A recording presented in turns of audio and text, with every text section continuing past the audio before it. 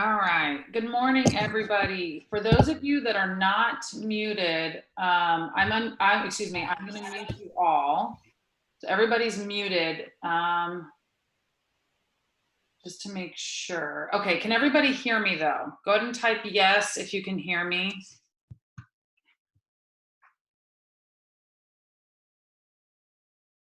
Okay, good. So I don't know if you guys got a chance to read what I wrote in the beginning. If you guys have a question, just do me a favor, type Q in the chat. You can write question, but I'm just trying to think of something quick. Just type Q. I'll call on you and you can unmute yourself. So go ahead and unmute yourself and then ask the question. That way it's a little easier than typing questions, and that way there's still some interaction. Because I don't know about you guys, but I genuinely miss our person-to-person interaction, but we're just gonna make do the best we can. So does anybody, before we get started talking about the exam, does anybody have any questions for me? This Sadie, I can hear you. Can you make sure to mute yourself? I clicked mute all, but for some reason yours is not muting, and we can hear you.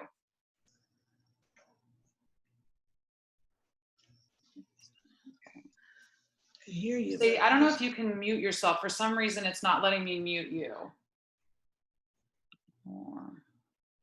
I could hear you. Not sure why. So I don't know. Maybe you can just even mute your computer, take your microphone off. That way you don't have to be heard if you don't want to be heard. All right. So has everybody had a chance to look at Honor Lock or the CAM scanner? Yes. Yes. All right.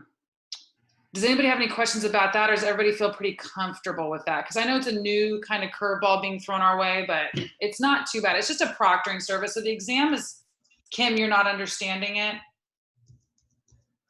Okay. So let's go down here to, see if it's in this one, this announcement. So if you scroll down here, oh, this just has the exam review sheet and the question. So let's go back to the announcements. I can hear you, but can't see your video. Sylvia, you can't see the screen? No.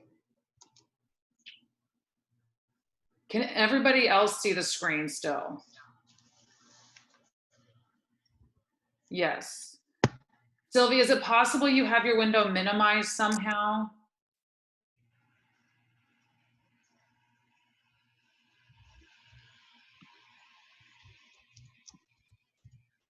Because you should be, I'm not doing a video, all I'm doing is the screen share, so you should be seeing the announcements up on the screen.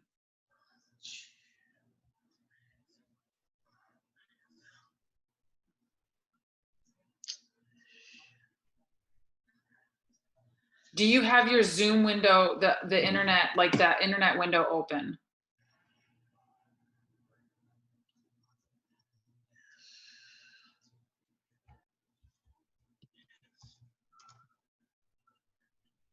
And you're not seeing my screen at all? If not, I recommend maybe exit the meeting and come back. It could be a refresh issue or an internet issue on your end, because I think everyone else can see it. And I can't, I'm so sorry, I can't tell what's going on your end. So why don't you try exiting and coming back, and then you and I can talk later if you have some questions about what you missed. Okay? All right. All right, so if you go down to the Honor Lock and CAM scanner now, so I'm just hearing the announcements. So Kim, you said you had a question about Honor Lock. Did you get a chance to read through this document? Because this Honor Lock is all the directions that you need to do to go through for the exam. So Kim, have you had a chance to review this document with the student instructions?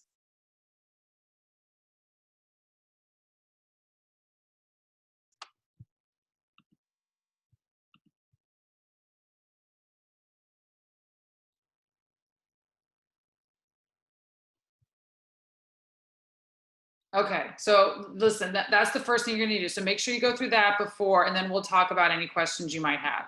All right, so let's go back to the announcements just to make sure everybody knows that right there was the announcement from last week or the week before. You need to go through those Honor Lock examples. If you have a scanner at home that you can scan your worksheets, go ahead and use that. The CAM scanner that I included in there, it's an app you can use to take pictures from your phone, basically, to scan it to send to me. And the reason it's a little better than just taking pictures, if you just take a picture, it'll be too small. I won't be able to read it, and I won't be able to give you partial credit. So if you don't have a scanner, which I know a lot of people don't, read that CAM scanner document and make sure you have it ready, and try testing it out once or twice to make sure it works on your end, because I think you have 15 minutes after you finish the exam to send me your work. I just want to make sure that you're not like writing a bunch of stuff after the exam and after the proctoring is done. So that's for the exam. Again, the exam, we're going to do it the 2nd through the 6th. Normally we would do it on the same day all together, but I understand, just like you guys, I got my kids at home, or you guys have, I know maybe some of you work in grocery or first responders, so your schedule could be completely different than it is during the normal school year.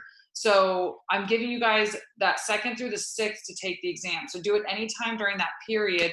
You just need to go in through Honor Lock and go from there. And the instructions are in there. So, and then what you do is then you go to My Lab, just like we always do. You go to that My Lab link, you click the yellow link, and you take the exam from there. So you don't, other than the Honor Lock and CAM scanner, nothing's different. So it should be all the same. Just make sure you have your worksheet printed out and it's ready to go.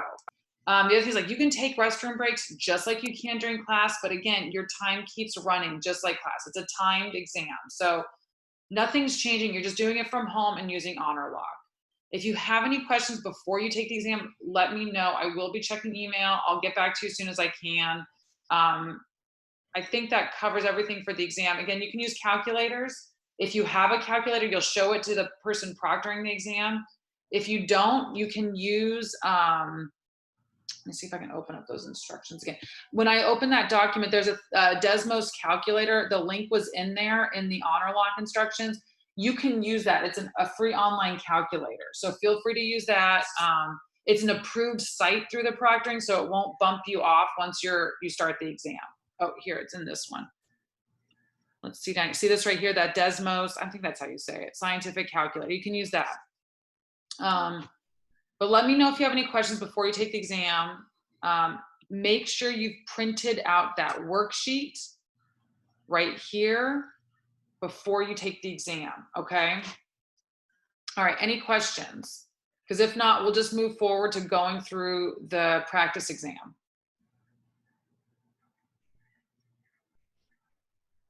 Okay, I'm not seeing any questions. The exam's gonna be 25 questions again, just like we've been working with, so nothing's changed. So do you guys all see the exam? Can you guys see that, or is that too small on the screen?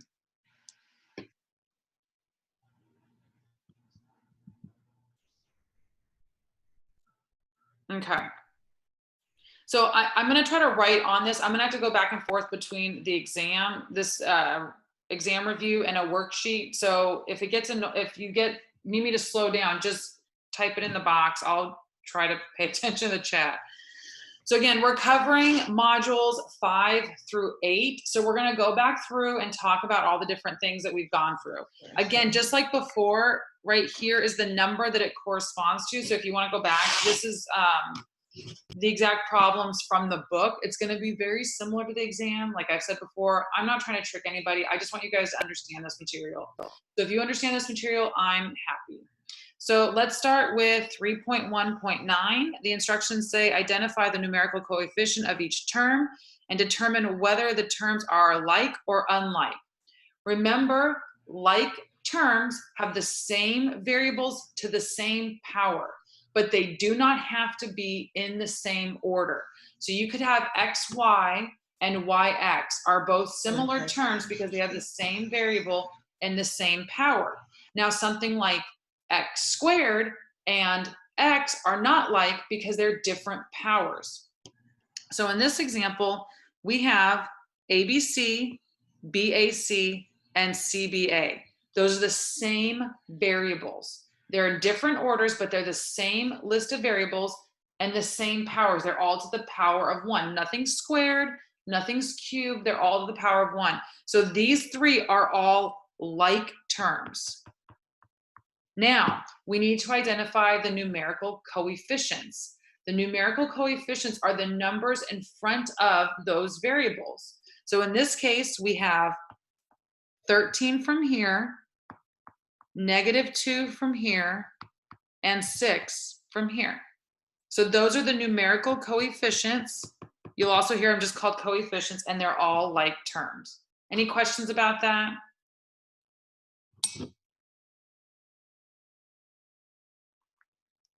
Okay. We're going to go on to the next one. It's 3.1, number 49. Translate each expression to an algebraic expression, then simplify the expression. I know these are everybody's favorites, so I'm sure you guys are all super excited to see this.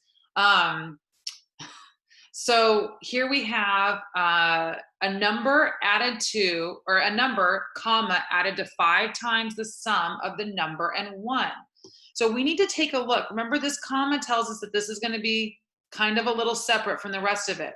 So it says we need to then focus on this part because we're adding this to the rest of this, okay? So let's look at the 5 times the sum. Ooh, 5 times the sum. When we say 5 times the sum, that tells us that we need some parentheses, right? When we're multiplying times the sum or the difference, we need some parentheses. So we have the sum of the number, we're going to say that number is x, and 1, and 5 times that is this part. So we have 5 times the sum of the number and 1. That gives us 5 times parenthesis x plus 1. And then remember, we had a number added to that. So a number is x. So we have x plus 5 times x plus 1. So that's our translation, okay? X plus 5 times x plus 1. Then we need to simplify it. So let's go over here to simplify that.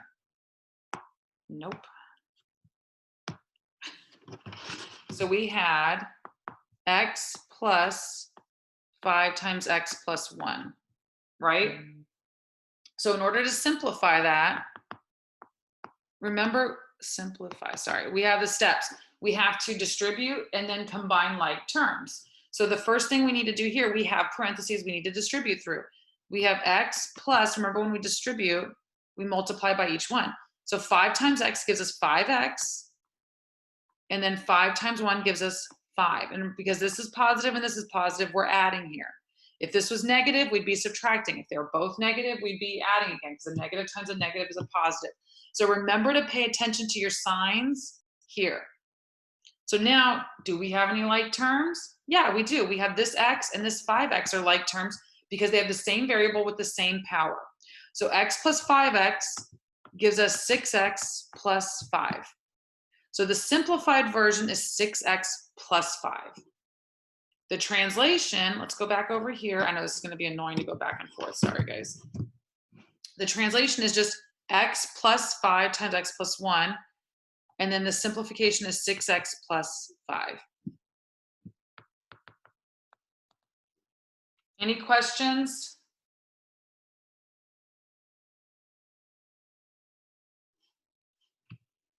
All right. Let's go down to the next one. So we have solve each equation and check the solution. So when we have an equation, remember that has an equal symbol. That means we have 2 expressions, one on each side of the equal sign. That means that we can then solve for that unknown variable x. So in this one, we have 3.2.23. Let me go over to my worksheet. Oops, sorry. Let me go over here. Clear page. All right. So we have, this is 3. I'll write the number up here for anyone following along on the numbers. We have 14 equals x minus 4. So remember, and when we're solving algebraic expressions, we have the first step we do is simplify. And in that we distribute, and combine like terms. And then we use what property? Does anybody remember? Oh. Sylvia, I see your thing. So can you follow along with what we're doing right now, Sylvia? It says that you still have a hard time with the algebraic expressions, is that right?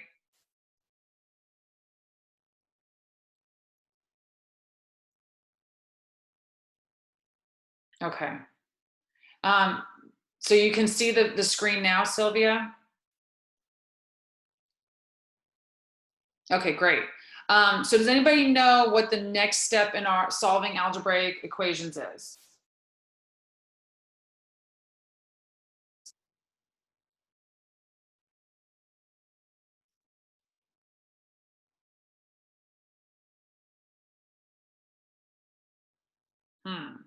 Okay. So I'll go ahead and let you guys know. Our next step is going to be used the addition property. And then we have the multiplication property. And then we check. Remember, in this addition property step, the idea is to get all of our variable terms. So that's any term that has a variable x, h, t, whatever variable we're using on one side of the equation. And then, very good, Jasmine, I just saw your note, very good. Then we want to get all of our numeric terms on the other side of the equation. So in this step, we want to get all of our x's on one side. Well, guess what? All of our x's are already right there. We don't have any other x terms. So we need to get our number term over here, right? So in order to do that, what we want to do is we want to basically cancel out this 4 on this side and make it over here. So in order to do that, we're going to add 4 to both sides. Remember, whatever you do to one side, you have to do to the other side. It's like a seesaw or a balanced scale. If you only do it to one side, you're going to unbalance that scale. You have to keep the scale balanced. So this ends up canceling on both sides there. 14 plus 4 is 18 equals x. So x equals 18, but now we have to check it. So in order to check it, we plug it back into our original equation, sorry. We have 14 equals question mark, and I'm gonna let you know we're checking it right here. Question mark, x, which is 18 minus 4. And we say 14 equals 18 minus 4 is 14. Since that's true, that means that this answer is correct. All right, any questions about that process?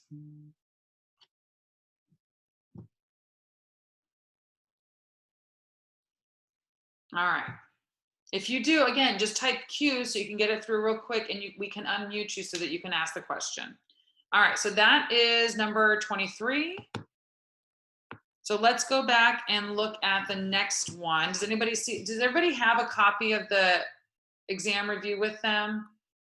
Because the next one we're looking at is 3.2.59. And I'm just going to stick here on the worksheet since we're going to be doing a lot of workout. I think it'll be easier. And I'll make sure to write the problems. So we have 3.2, number 59. Again, we're solving for the unknown variable and then checking our answer. So in this one, we have 4 times y plus 3 equals 5 times y minus 4. So what were our 4 steps again? We have simplify, addition property, multiplication property, and check.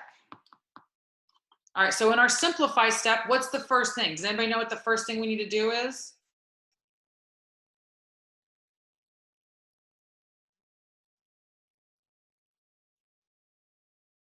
Anybody paying attention to class?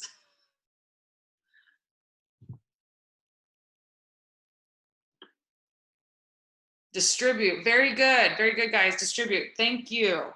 So we're going to distribute on both sides. So we have that 4 times y gives us 4y. And then 4 times positive 3 gives us a plus 12. So that's it on this side.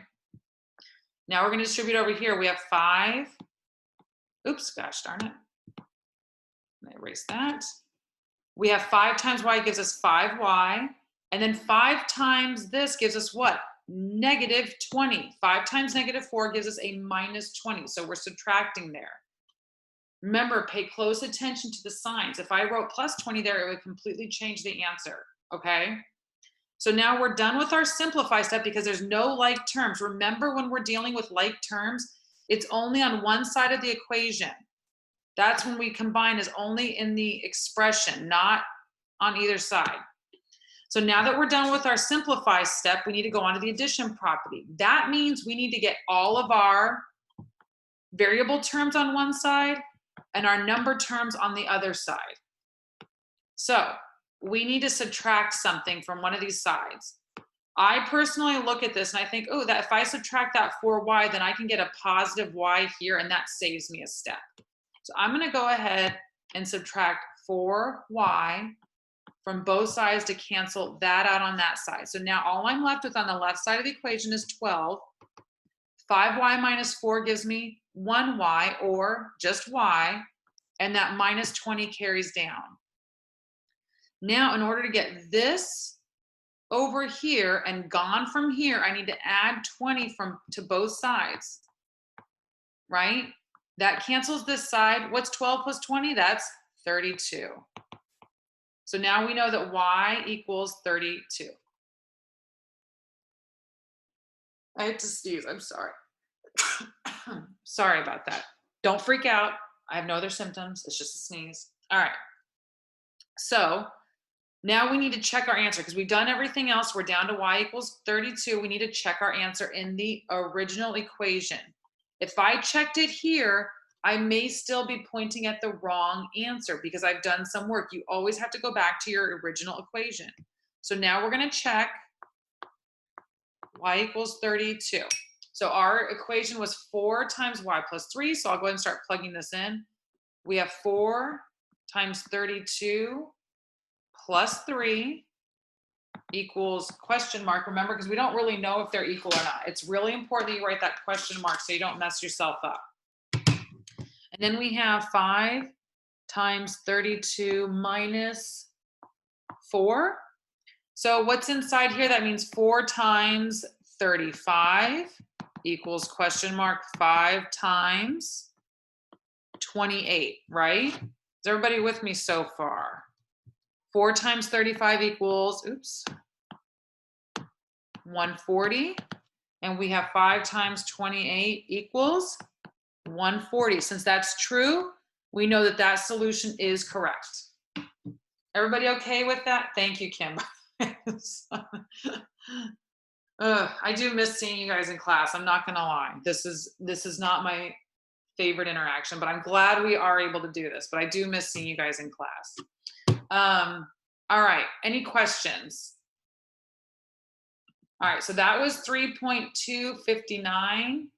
Next, we're gonna move on to 3.333. Now, I don't know if you guys remember, I'm sure you are trying to forget about it, but in 3.3 is when we actually learned more about that multiplication step. So that multiplication step is when you now have to start dividing. I know it's kind of counterintuitive, but remember we have to divide a number because that means we're going to end up with like 3y equals 36 or something along those lines. So remember all the pieces that we put together. So again, we're going to start with our problem. So this is 3.3, number 33. It's a lot of threes. So we have 3 times 5x plus 4 times 9 minus 15x. I hope I can fit all of this with my big giant handwriting. Negative 3 times 6x plus 4 plus 12. Barely made it. All right. Let's look at our steps again. So we have our 4 steps. I'm going to write them. I don't know where I'm going to write them. I guess I'll write them over here for now. I'll try to fit them in. We have simplify. Simplify. The addition property. I'm going to really make this smaller to fit it all in. The multiplication property. And check. Okay. So we first need to simplify. That means all the stuff that needs to be multiplied needs to be multiplied. We need to distribute and we need to combine like terms. So let's start going across left to right. So first, remember, this isn't really a distribute step. This is just multiplying because there's no operation in here, but we still need to multiply and get rid of all these parentheses. So we have 3 times 5x gives us 15x plus 4 times 9 gives us 36.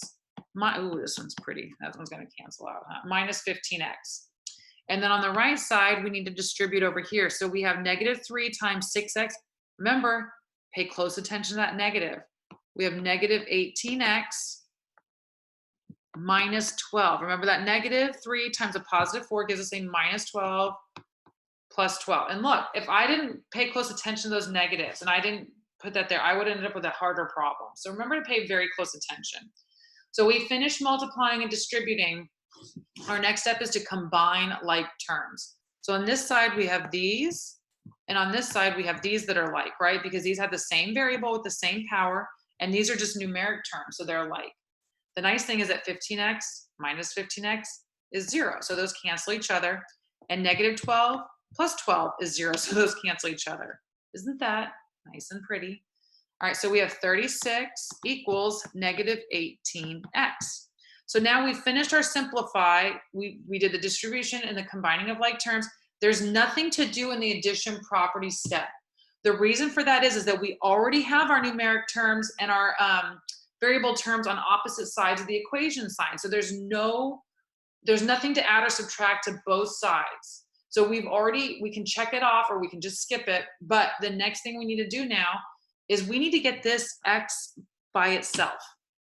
In order to get that x by itself, we need to make this a 1, right? We need to make sure that that's 1 times x. In order to do that, we needed to divide both sides by negative 18 in order to make that 1. Because what's negative 18 divided by 18? That's 1.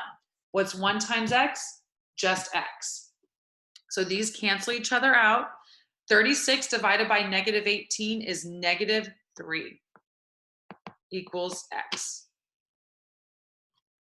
Wait, I'm sorry, it's negative 2. Sorry. I am really there. There we go, negative 2. So we get down to our final answer that negative 2 is x, but we still need to check it in our original equation.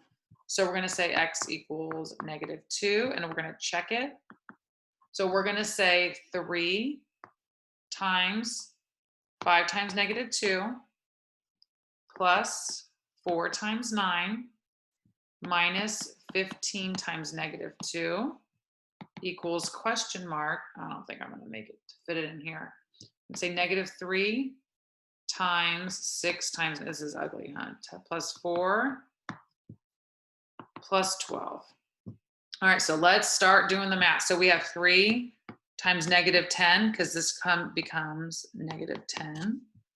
So then this part becomes 36 plus 36 plus negative 15 times negative 2 is plus 30, question mark. Here we have, this becomes negative 12 plus 4, right, which is negative 8. Can you guys even see that? Negative 8. So negative 3 times negative 8 is a positive 24. And then this 12 carries down, plus 12. All right, so now we have negative 30 plus 36 plus 30 equals question mark 24 plus 12 is 36. Well, oops, gosh, I must be losing my mind. 36 here. All right, that negative 30 plus 30 cancels each other out, so we end up with 36 equals 36. That means that this answer is correct. Any questions, guys?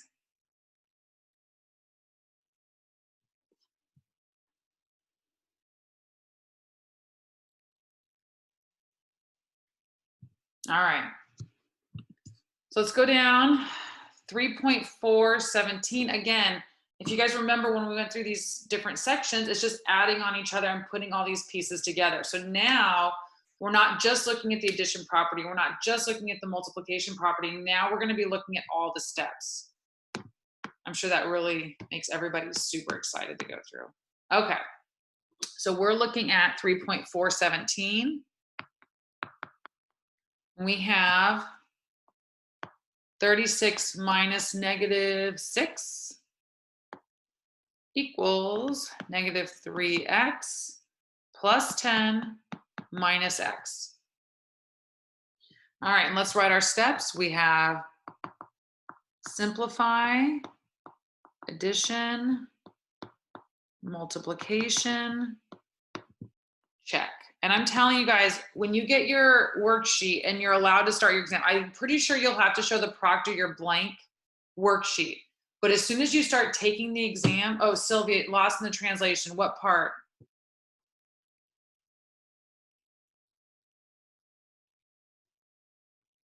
Sylvia, do you want me to unmute you so you can ask the question? Or you can unmute yourself, all of it. Like the problem, the last problem I went through?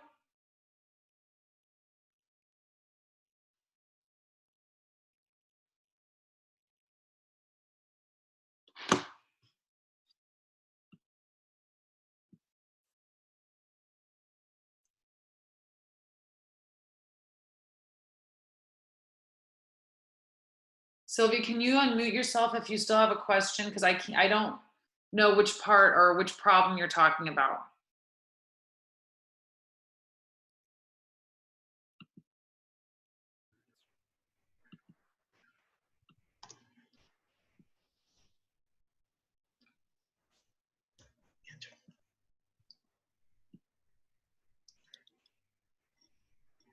All right, Sylvia, I see you're unmuted, but I can't hear you.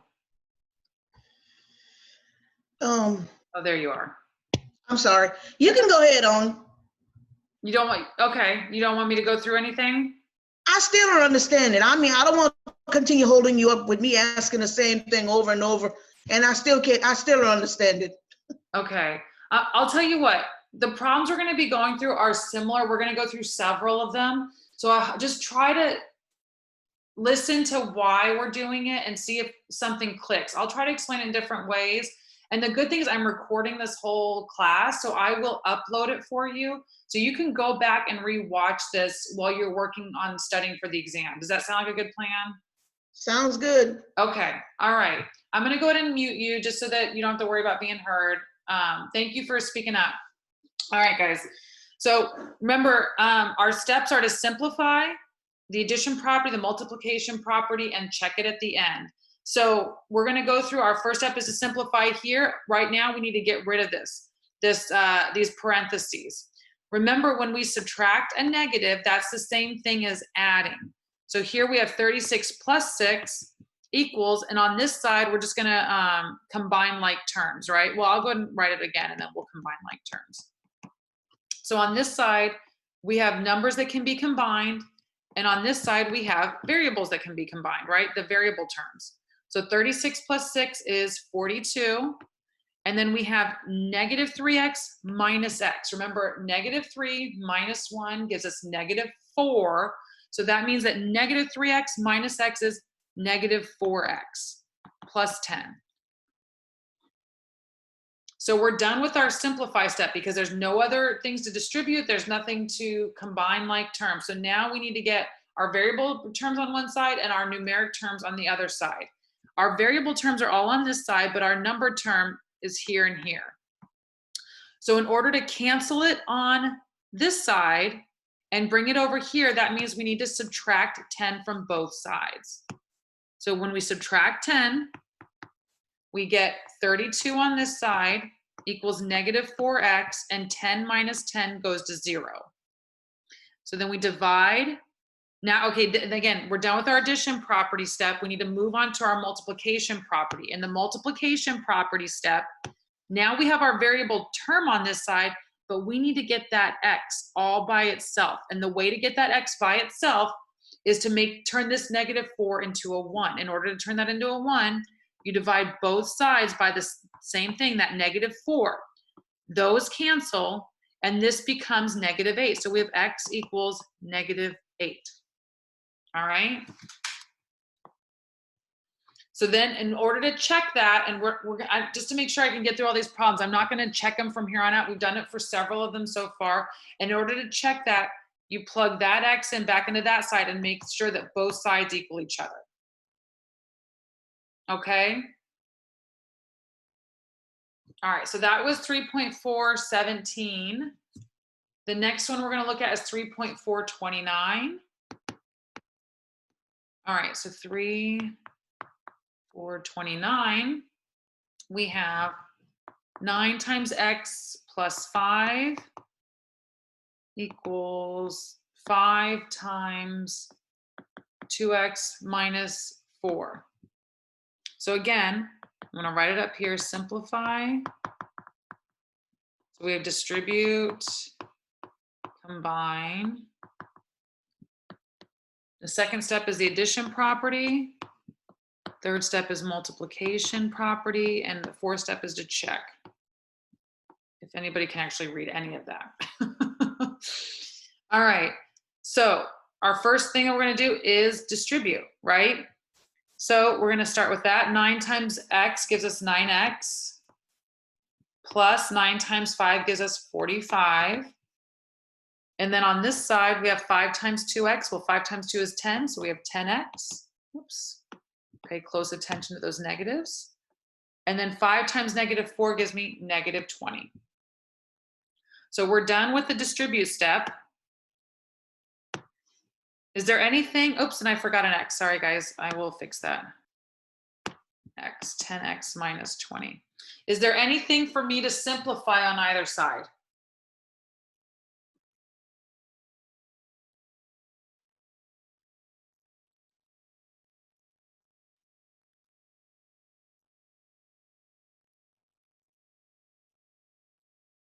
Okay, well, the answer is no. There's nothing to simplify because there's no like terms on each side of the equation. All right. So the next thing we need to do, so we're done with our simplify step. The next thing we need to do is our addition step. Remember, with our addition step, we need to get all the variable terms on one side and all the numbers on the other side. In order to do that, we need to start subtracting some stuff, right? So I want to get rid of this 9x and I'm going to subtract it from both sides. Remember, you keep that balance. That cancels, then we get 45 equals 10x minus 9x gives us 1x, which is the same as just x, and then we carry down the minus 20. Now we need to get this over to that side. The way to do that is to add 20 to both sides. So that 20 is going to cancel. Now we have x equals 65. And then in order to check that, you would plug that back into your original equation and make sure that both sides equal. All right, let's go down. Remember, if you have a question, just type Q in the box and I will go through it. I'm going to leave that up there. So we're just going to, I wish I could just erase the whole block, but not the whole page. Okay.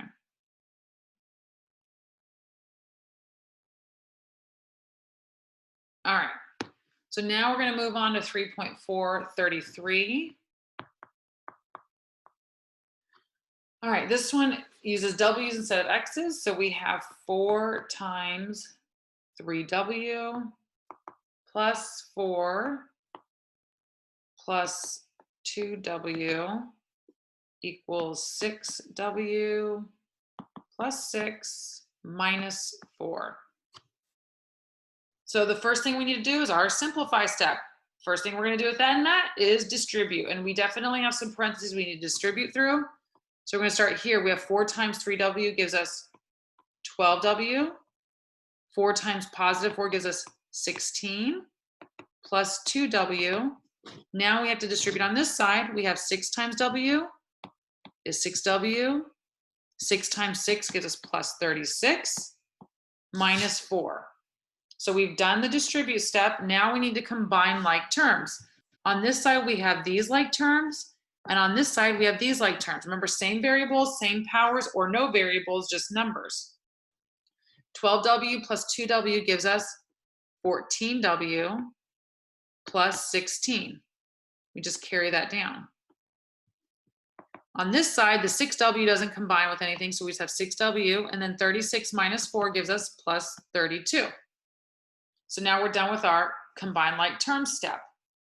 Now we need to do our addition property. That means get all the variable terms on one side and the numbers on the other side. In order to do that, we need to subtract some stuff. Now, again, I like to subtract something that keeps a positive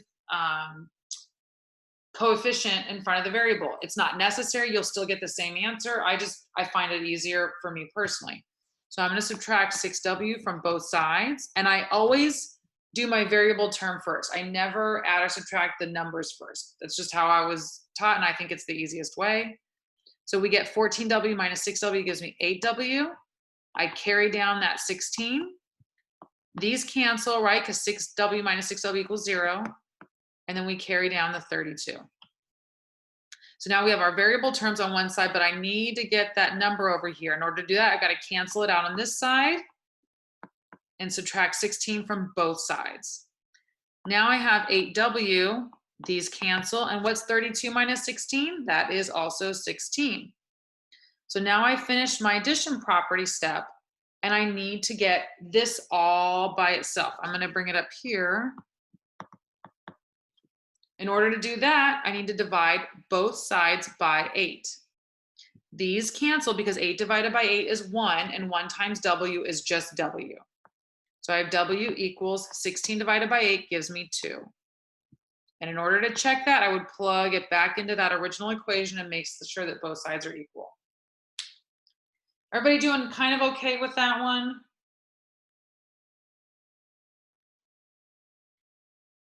All right. Clear that. And we're going to go back over because now we're looking at a word problem. Let me go through this a little bit. All right, so we're now on page, what is this, page 4? We have 3.5, number 17. So solve application problems that involve creating an equation from words or numbers, totals, and more. So here we have 3.517 is number problem. When they say number problem, that means that you're just using number words. There's no like real world context for it. So here we have 47 less than some number is equal to the sum of 5 times the number and 5. Find the number. So that means we need to translate it and then we need to solve. So let's say our number, we're going to give it, just make it X. Here we have 47 less than some number. So when I say 47 less than, that means I'm taking 47 away from something. That means I'm subtracting 47. And it says less than some number. So that tells me X minus 47. Okay, so that's this part. 47 less than some number. That gives me X minus 47. And it says is equal to the sum of 5 times the number and 5. So the sum tells us that we're adding two numbers. 5 times the number gives us 5X, and 5 gives us 5. So this is our equation. X minus 47 equals 5X plus 5. All right, so let's go over to our worksheet to solve it because I don't have enough room there. Okay, so we have X minus 47 equals 5X plus 5. That's terrible.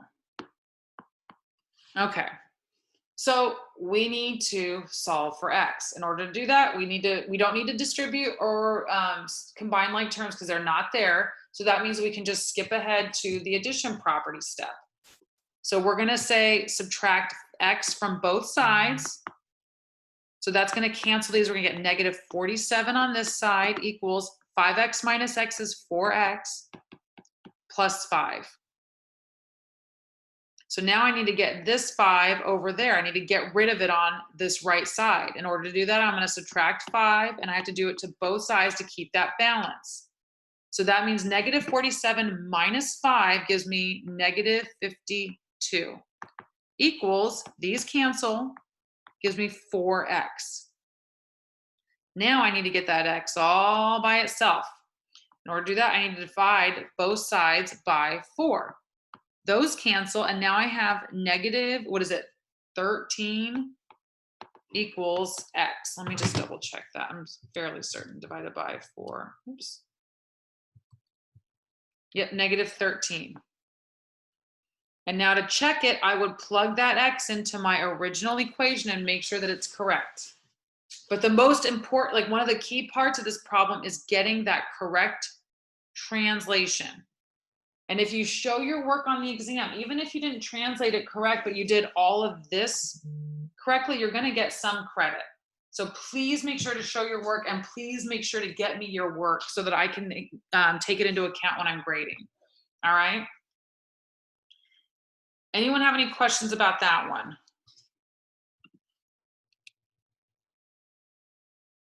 Okay. All right, so let's clear this out for the next one. How are you guys doing with me going back and forth? Is this okay, or is it a huge pain? Is it followable at least a little bit?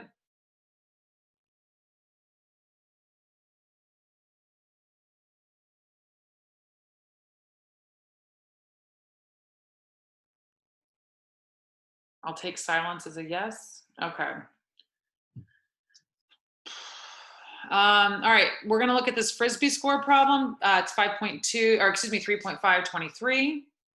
So the total points scored in a game of ultimate Frisbee, not a very popular sport down here, but it's pretty popular in California. Oh, Kim, I understand. I'm the same. I'd rather be in class too. So yeah, Frisbee is like, if anybody's ever played it, it's a pretty popular sport in California. Anyway, the total points scored in a game of ultimate Frisbee between the North Dorm and South Dorm was 214 points. The North Dorm scored 28 points more than the South Dorm scored. How many points did each dorm, it's like such a tongue twister, dorm score during this game? So we have two different dorms, right? And we need to look at the total points scored. So we have the total points is 214. So the total equals 214. We also know the total equals the North Dorm plus the South Dorm. And the North Dorm scored 28 points more.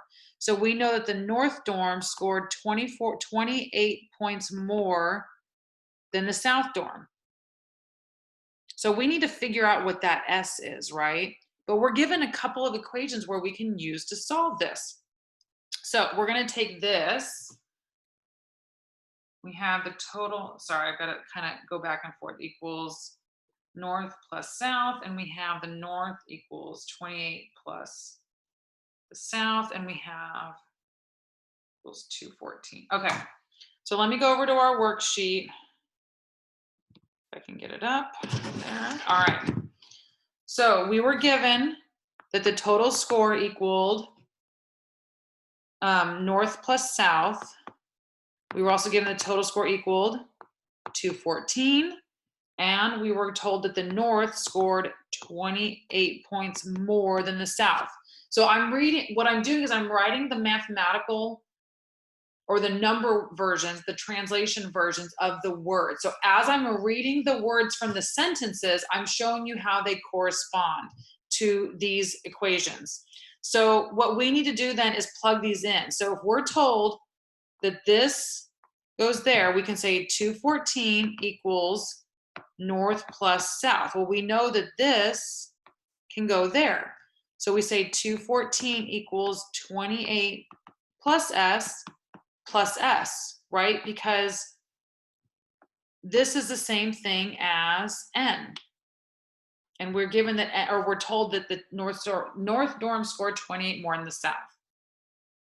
So if we were to go ahead and simplify this, we just need to combine these like terms. There's nothing to distribute here because there's no multiplying. So you can just remove those parentheses and combine these terms. So we have 214 equals 28 plus 2s. So in order to keep solving this, we go through our steps. We've done our simplify step. Our next step is to use the addition property to get all the numbers on one side. That means we need to cancel it on this side by subtracting 28 and doing it to the other side. So those cancel, right? And then 214 minus 28 gives us 186. So let's come back up here. Now we have 186 equals 2s. So now we've finished our addition property step. Now we need to do our multiplication property step. And our multiplication property step, we need to get that s all by itself. So we divide by 2 on both sides. That cancels, and now we're given 186 divided by 2 is 93 equals s. And we can quickly check that. So if we know that that's what they scored, then we add 28. Then that means that the North Dorm then scored 121. And let's see what the total is. If we do equals 121 plus 93, that equals 214, which is what we were told. So these check off. That means that that's the correct answer. The North Dorm scored 93 points, or excuse me, the South Dorm scored 93 points, And then the North dorm scored 121. Any questions about how to do that or how to translate it or how to solve it?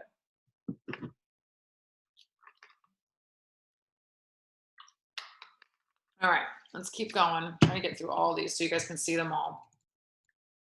All right, so the next one we're going to look at is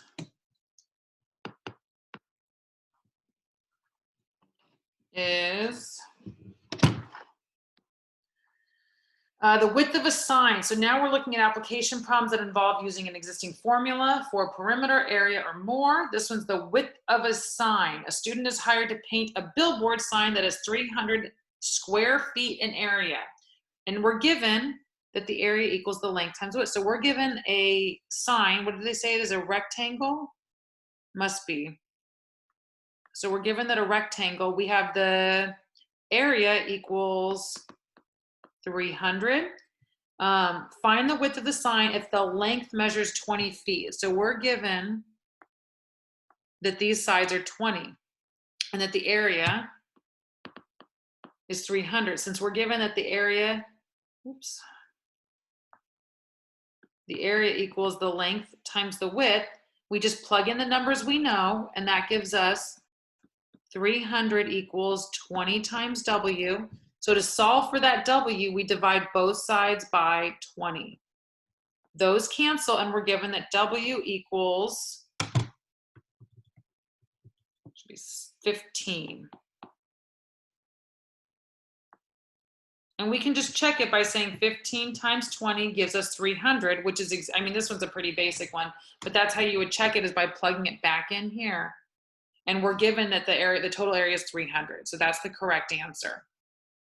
If you have a hard time, just draw the picture so that it gives you a better idea. All right, any questions about that one? All right, let's look at number 37.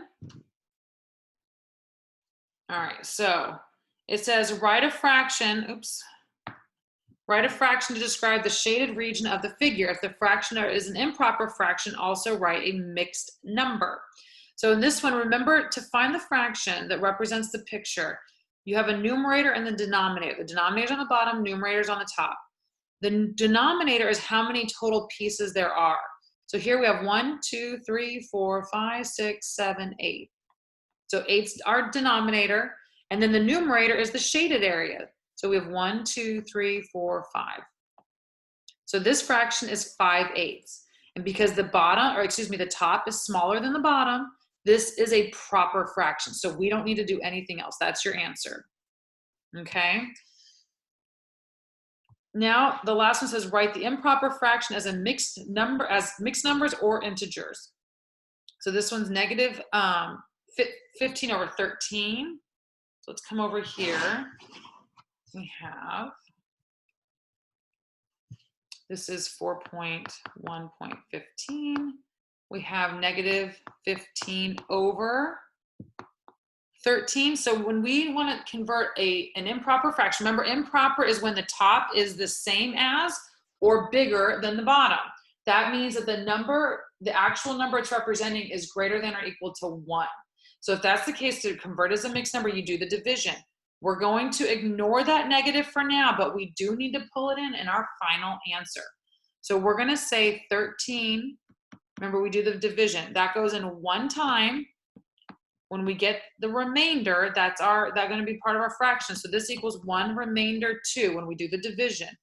That means that this fraction equals negative 1 2/13. What happens is this remainder becomes your new numerator. The quotient becomes your whole number part, and your denominator stays the same. Okay, any questions?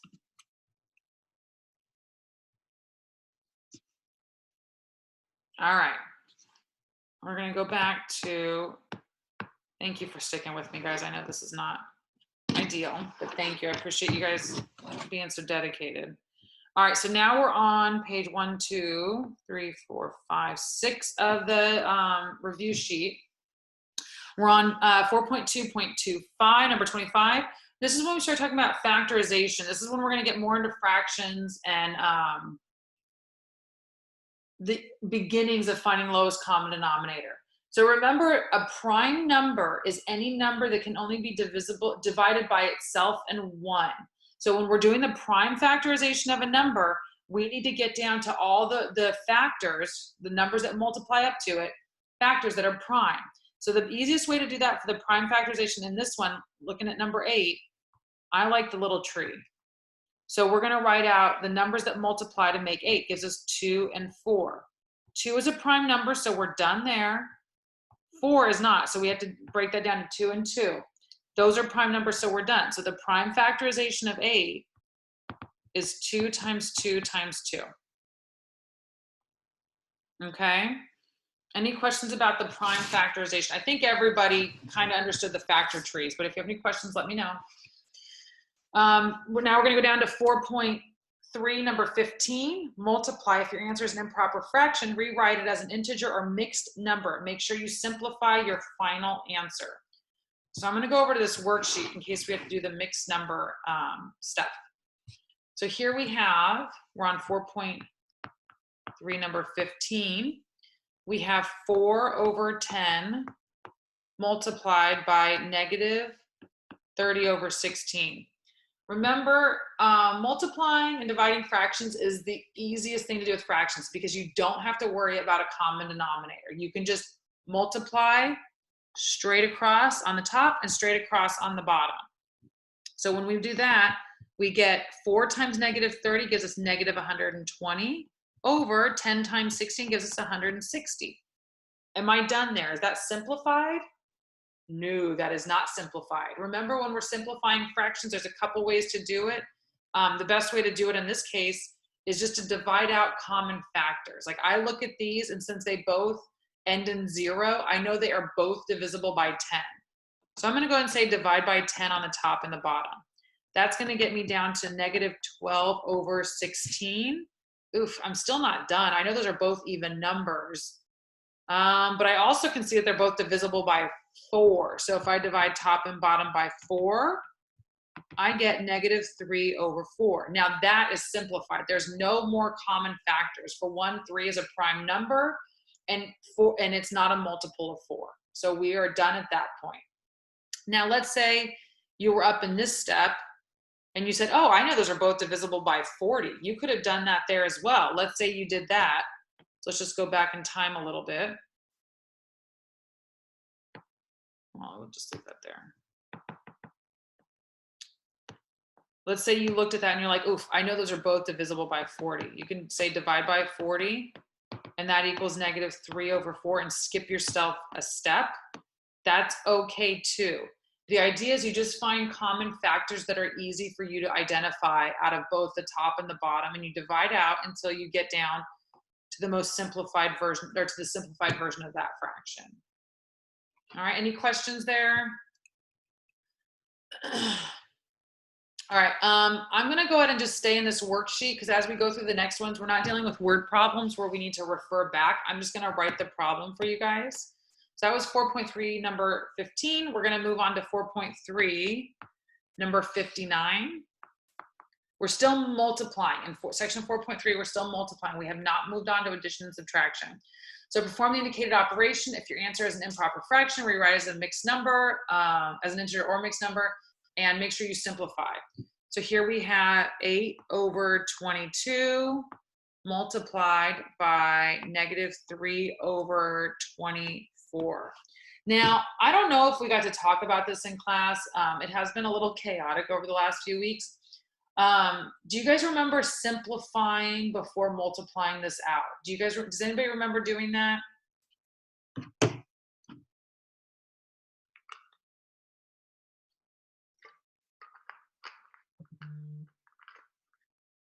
Okay, is anybody listening? Yes, thank you, Shanna. All right, don't remember. Okay, so I'll show you really quick one thing that you can do to make this a little easier. Since we're multiplying straight across, one thing you can do is pull out factors in this step before even multiplying. Like I know 8 goes into 24, so I'm gonna go ahead and say 1 and 3 here, because 24 divided by 8 gives me 3 on the bottom. Okay, so when I multiply, then I get negative 3 over 22 times 3, which is a little bit less cumbersome than doing those bigger numbers. So on the bottom, then we end up with negative 3 over 66, which gives us negative 1 over 22. Because another thing you could have even identified here is that negative 3 over 3 is negative 1, and you could have just multiplied this whole thing by negative 1. So if you see those little factors that you can pull out before you multiply, you cannot do this with addition and subtraction. This is only when you're multiplying fractions. Then you can go ahead and factor them out. It's a shortcut. If you don't remember how to do it, you don't have to do it. But if it's something you can identify, it's a shortcut that'll help, that could save you a little time. All right, so that answer is negative 1 over 22. And again, these are answers you can check in your calculator. So let's go to 4.365. So here we have 3 over 7 divided by 9. The first step when we're dividing fractions is to switch it to a multiplication problem. Remember, same dot flop. So what you do when you have a division problem, you then switch it to multiplying by its reciprocal. So this is the same thing as saying 3 over 7 divided by 9 over 1. Remember, the reciprocal is when you flip it. So the reciprocal of 9 over 1 is 1 over 9. So this would be the same thing as saying 3 over 7 multiplied by 1 over 9. So when we say divided by 9, that's the same thing as saying multiplied by 1/9. Remember a long time ago when I always said, there's no such thing as really division, it's just multiplying by the reciprocal, and there's no really such thing as a subtraction, it's just adding the negative. That's where that came from. All right, so now that we have this, we can just multiply across. But I see that there's a common factor here. So I could say 3 divided by 3 is 1, and 9 divided by 3 is 3. So now I'm just gonna multiply across. 1 times 1 is 1. 7 times 3 is 21. So the answer is 1 over 21. Now, what if I didn't know about, what if I couldn't identify that factor and I just wanted to multiply across? So let's say you still had, was it 3 over 7 times 1 over 9? If I didn't remember that little factoring trick, you can just multiply across and then just simplify from there. And that's okay too. So it's not, if you don't remember that trick, don't worry, it's not gonna get you the wrong answer. It's just something to help save you a little time. Any questions about that? Okay. Clear page. All right, we're gonna go back to the other document so that we can go through that cinnamon bun problem. Does everybody kind of remember this problem? This one is a word problem, not a number problem. It says a recipe for cinnamon buns calls for 2/3 cup of heavy cream. How many batches of cinnamon buns can be made with 8 cups of heavy cream? Does anybody remember that picture I drew? Let's say you have 8 cups. I'm gonna go ahead and draw out 8. Pretend these are all the same size. 2, 3, 4. Then we're gonna divide each one into thirds because we're looking for how many 2/3 cups are in those 8 full cups. Oops. Kim, you said should it have been different? No. Are you talking about when I was going through the fractions? No, you should get the same answer. If I wrote the wrong answer, maybe I wrote it wrong, but you should always get the same answer. If you pull out factors, nothing should change the answer. It's just how you get there. Does that answer your question?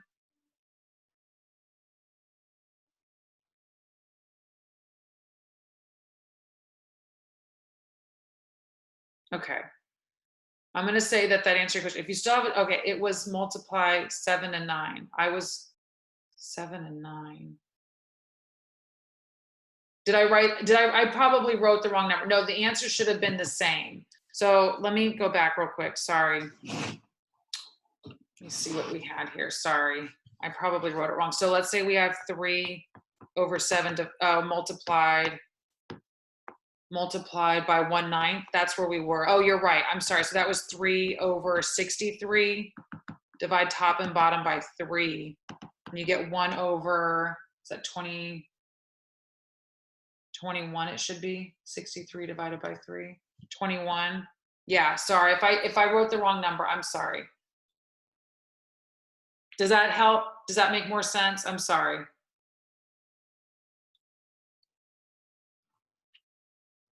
Okay, I'm gonna get back to that cinnamon bun problem. If that doesn't answer your question, we'll take that off. Okay, yeah, no, you're right.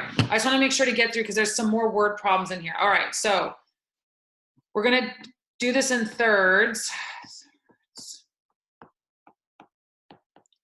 And I'm just showing you this so you understand what's going on.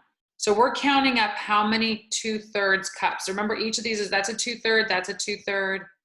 Here's 2/3.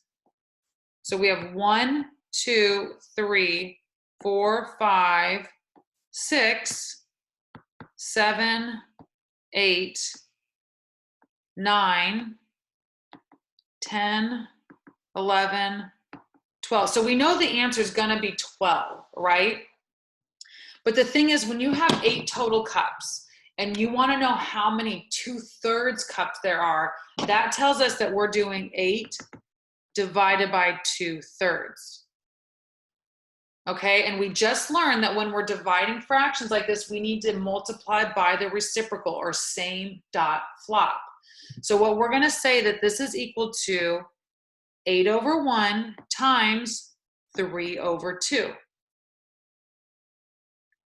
Right? So 8 is the same thing as 8/1. And what we do is we keep this the same, change this to a dot, and flip-flop those. So that gives us 8 across. We're going to say 24 over, remember we're multiplying across, 1 times 2 gives us 2. So that answer is 12, which is what we got when we count it. So this is how you just picture it visually, and this is how you do it mathematically. And the other thing is you expect to get a number bigger than 8 because 2/3 is smaller than 1. So you know you're going to have more than 2/3 cups, servings in an 8 cup, and when you have a total of 8 cups. So you would expect to get a number bigger than 8. All right? All right, let's keep going because I want to try to get through as many of these as possible. And we only have about 12 minutes left. All right, so add or subtract as indicated. If your answer is improper fraction, rewrite as an integer or mixed number. So I'm going to go back to my worksheet over here. Clear page. All right, so we're looking at, we've got 4.4, number 13. So we have -11/16 minus 5/16. When we have the same denominator, that's that bottom number. When we have the same one, we don't have to change anything. We can just subtract across the top and then keep the denominator, right? So this is the same thing as saying -11 minus 5 all over 16. We do not change the denominator when we're adding or subtracting. You only mess with the numerator. So that means we have -11 minus 5, which gives us -16 all over 16, which then gives us -1. All right. So for the next one, we need to find the lowest common denominator of the fractions using A, the listing multiples, and B, the division method. So let's go through that. So this is 4.4, number 21. We have -5/6 and 7/12. So we really don't even care about the numerator right now. We are literally just finding the lowest common denominator. So for listing multiples, you write the number, and then you list the multiples until you have the same one in common, and then you stop. So we do 6/12. We already know that's 12. So that's it. So our lowest common denominator is going to be 12. And remember what I said last week. If you notice that this one is a multiple of the other, you know that that's going to be your lowest common denominator. And this is the way to visualize that. All right, let's look at the division method. All right. So the division method, we start by writing our 3, 4, excuse me, 5. Our prime number starting from smallest to largest. So we're going to say 6 and 12. And we're going to start by dividing by 2. 6 divided by 2 gives us 3. 12 divided by 2 gives us 4.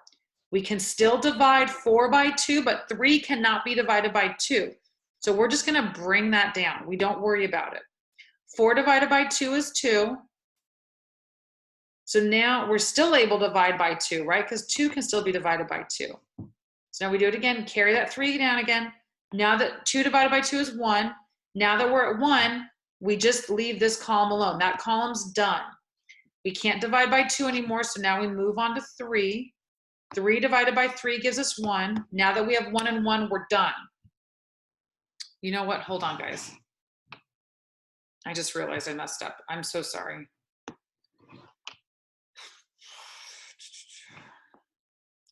I apologize. I know you guys must think I'm going nuts. I am slightly losing my mind. All right, I'm going to start over. Okay. Okay, 6 divided by 2 gives me 3. 12 divided by 2 gives me 6. I promise I have a master's in math. I know what 12 divided by 2 is. Okay, 6 is still divisible by 2. So we divide that. 3 is not, so we just carry it down. 6 divided by 2 is 3. So we're done with 2's. Now we move on to 3. 3 divided by 3 is 1. 3 divided by 3 is 1. Now that we have 1 and 1, we're done. So our lowest common denominator is 2 times 2 times 3. We take those numbers and we multiply them. So we have 2 times 2 is 4. 4 times 3 is 12, which is the lowest common denominator we already knew. Now, somebody was asking me about how to do this in MyLab. If you're still having a question about how to do that, I really recommend going into the question help in MyLab and go to the link Ask My Instructor, or even give me a screenshot of the problem you're working on. That way I can show you exactly what numbers to enter and exactly which problem you're working in. Because if I just explain it to you, and I can even do a video for you, I just need you to tell me which one you're working on. After this, if somebody still has a question with that, just write Q in there or say, yes, I do. After class today, I will try to record a video for everybody doing it. That way you can see what to do. Like, I just don't have time to pull up MyLab right now since class is almost over, and I'm sure some of you need to get back to what you're working on. So I can go through that if you still need it. All right, let's look at the next one, because this is kind of important to know how to do. So now we're looking at 4.439. So we have 10/11ths and question mark 99. This one's talking about how to write equivalent fractions. So when we know that we need our denominator to be 99, what do we need to change our numerator to so that these are equivalent fractions? The way you do that is you say 99 divided by 11 gives us 9. That means I need to multiply 10 by 9 to find out what goes here. So 10 times 9 equals 90. So that means that 10 over 11 is equivalent to 90 over 99. Okay? All right, now let's get to at least going through one of these, adding or subtracting fractions. All right, so on this one, we're on number 4.5, number 25. So we have 2 over 7 plus 5. So we need to make sure that we have a common denominator, the same denominator, in order to add or subtract. This is the same thing as 2 over 7 plus 5 over 1. Well, we know that when we have a 1 here, we need to make this numerator the same as that. All we need to do there is multiply top and bottom by 7. Because this is a 1 on the bottom. There's no reason to find the common denominator. You know it's going to be this one.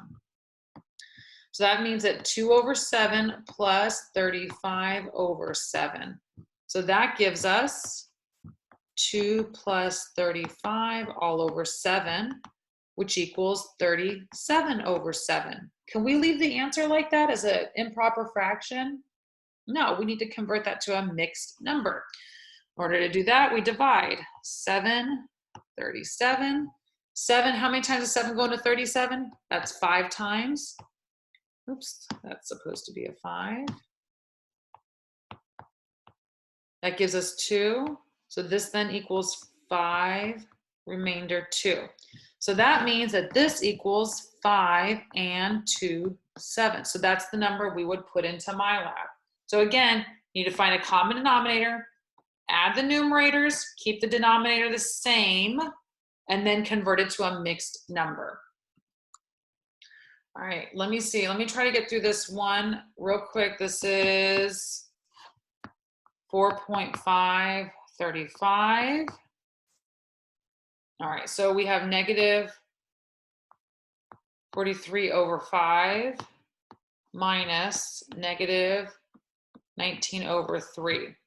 Well, since we're subtracting a negative, we know right off the bat that's the same thing as adding, right? So we can go ahead and say negative 43 over 5 plus 19 over 3. But we need to find the common denominator. I'm going to go ahead and do it with the division method because I do think that most people are having a harder time with that than the listing multiples. The listing multiples would be pretty easy. So let's go and do the division method. So we have 2, 3, 5, 7, dot, dot, dot, because we have more prime numbers. We just probably will never need to get there. We have 3 and 5. Neither one of these is divisible by 2, so we're going to skip it. We're going to go straight to 3. 3 divided by 3 gives me 1. 5 is not divisible by 3, so we just carry it down. We're done with this side, but we still need to keep going. 5, we just said, is not divisible by 3, so we're done there. We're going to move on to 5. 1, we just carry down. 5 divided by 5 gives me 1, so we're done. So the lowest common denominator is 15. So that means we need to make each of these 15. Well, how do I make 5 into 15? I do that by multiplying by 3. So that means I need to multiply top and bottom by 3 on this fraction. On the other fraction, how do I make 3 into 15? I multiply by 5. So I need to multiply top and bottom by 5. All right, so that means we have negative 43 times 3 on the top gives us negative 129 over 15 plus, and then 19 times 5 gives us 95 over 15. That equals negative 129 plus 95, both over 15. Again, the denominator stays the same. We're not adding those. It stays the same. And then you're adding the top. So negative 129 plus 95 gives us negative 34 over 15. And we need to convert that to a mixed fraction. Remember to do that. I'm going to write convert to mixed, but we are running out of time. And we've gone through that a few times today. So you just divide it and then use the remainder. Okay. Any questions with that one?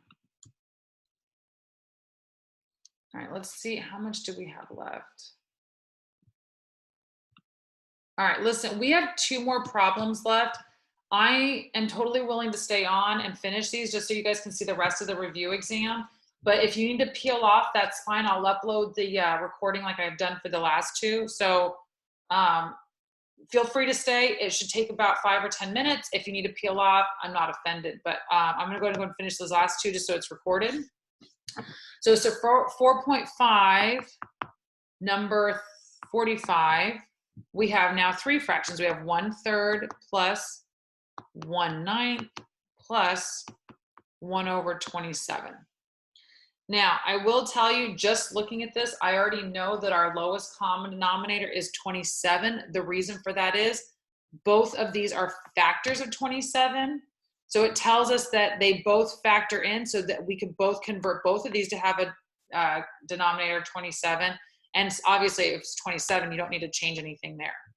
However, let's say I didn't see that right off the bat. There's a couple ways we could do the listing multiples. We could do the factorization method or the division method.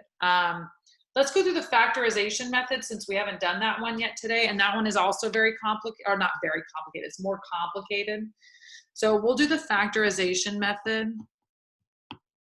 So that means that we need to do the prime factors for all the numbers. So for 3, we have, well, that is a prime number, obviously. We don't even need to write that one. So we have 3 equals 3. Then for 9, that's 3 and 3 times 3. And those are both prime, so we stop there. So for 27, we factored out, we have 3 and 9. That's prime, so we stop there. Then we have 3 and 3, and those are prime, so we stop there. It's a lot of 3s. So we have 27 equals 3 times 3 times 3. So when we write our lowest common denominator, remember, this one's the kind of weird one, so just follow along. Don't get too caught up in the wording if you're going back to the definition of it. But the way you do it is you basically, you pick it for every time it appears. So in all 3 or by itself. So here, let's go on this one. This 3 is here, but since it's here and here, we're only gonna write it one time for each of those. So now the 3 is here, but it's also here. So again, we're gonna write it one time for both of those. We're all done up here, so we don't have to worry about it. And then 3 occurs one more time. The reason for that is that you're trying to find the lowest common denominator, not the number that you just multiply all these across. And this is the process to get you there. So 3 times 3 times 3 is 27, which is what I already said that common denominator is going to be anyway, but that's all right. So again, I'm going to rewrite it over here. We have 1/3 plus 1/9 plus 1/27. So in order to get those all converted to equivalent fractions with 27 as the denominator, we have to multiply the tops and the bottoms to get that to 27. So to multiply, we need to multiply 3 by 9 to get 27. So that means we multiply the top and the bottom. In order to get this 9 to 27, we have to multiply the top and the bottom by 3. And then we don't have to do anything with the last one. So this equals 9/27 plus 3/27 plus 1/27. All right, everybody okay so far?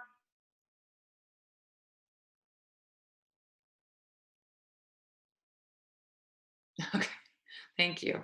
All right, so now we don't change the bottom. The denominator is still 27. We just add up the top numbers. So 9 plus 3 is 12, plus 1 is 13. Am I done there? That's okay. Is there anything else I can factor out of there? Or simplify, or does it need to be converted to a mixed number?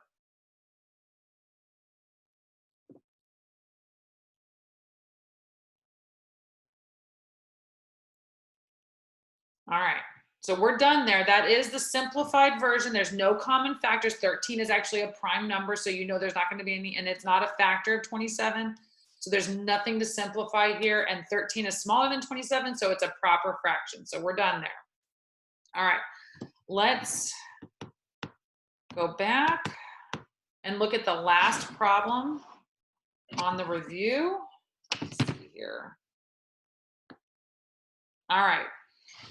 So this one's an application problem. So we have in Sheldon's garage, he found a container with 7/8 gallon of gas and another container that had 1/16 gallon of gas. How many gallons of gas does Sheldon have in his garage? All right, can you guys tell me, are we adding, subtracting, multiplying, or dividing?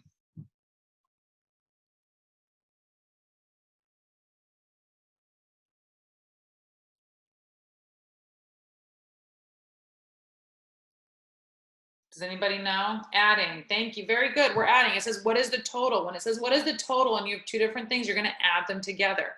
So we have 7/8 and 1/16. That means we're adding 7/8 plus 1/16. Let's go back to our worksheet. So we have 7/8 plus 1/16. We need to first find a common denominator. This is a multiple of this. So I know that 16 is the least common denominator. So how do I get 8 to be 16 on the bottom? I multiply by 2/2. So this equals 2 times 7 is 14/16 plus 1/16. I don't change the denominator, I just add across the top. So I add these and I keep these the same. that gives me 15/16. That is simplified. There's no common factors, and it's a proper fraction. So that would be the answer. All right, so that's all 25 questions. It will be very similar to the exam. So I highly recommend almost doing this exam again, doing the practice exam that is in my lab. And if you have any questions or need any help, let me know. All right, are there any questions before I end this, this recording and this lecture?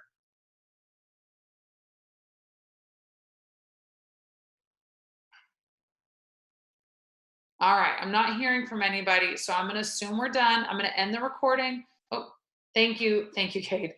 All right, so if you guys have questions though before the exam, let me know. Again, we will not meet for our lecture on Thursday. You guys will be taking your exam between the 6th and the 2nd. So make sure to read through those honor lock instructions. Make sure you know how you have the worksheet printed out. Make sure you either have a scanner or you have that CAM scanner app. Whatever you need, just make sure, and then check with me if you have any questions. All right, guys, good luck on the exam. I'm sorry I can't be there in person to answer questions or help you guys, but I am here to support you in anything you guys need. So good luck, and I will talk to you guys all very soon.